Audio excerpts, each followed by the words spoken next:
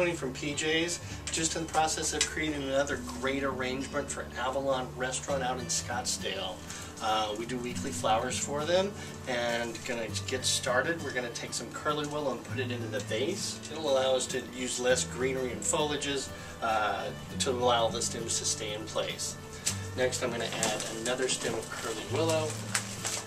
It's got very high ceilings, so we want something that has a lot of height to it. The reason we'd like to have height in the restaurant is with really tall ceilings, you want the arrangement to have a lot of impact. So by starting with a branch or something to get 4 or 5 feet of height out of the arrangement, when people walk in, they're going to have that wow factor. Started out the arrangement by adding some leucadendron.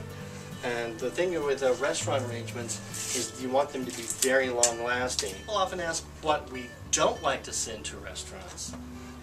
We try to avoid sending, again, the common flowers, the daisies and carnations. Other flowers that we try to avoid we're sending to a restaurant would be things that have a lot of fragrance. Lilies especially, oriental lilies are very fragrant, and while that's really great when you first walk into a room in a fine dining restaurant, it will often take away from the fabulous aroma of the food, so we try to avoid that when we can. Whether it's a $3 hamburger or a $30 steak dinner, we want to help the restaurants do what they can to conserve costs and have the flowers last as long as possible.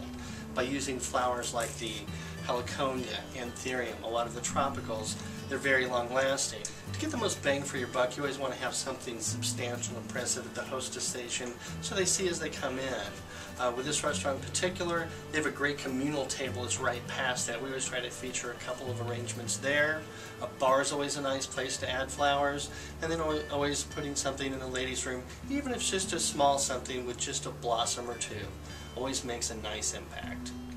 People often ask how to choose the correct size arrangement for the space it's in.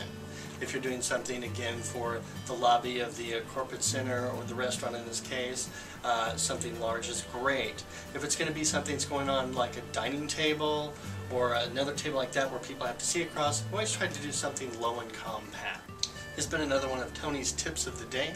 If you had any questions regarding flowers for your office, just give us a call at 602-995-4999 or log on to www.pjsflowers.com. Thanks and have a good day.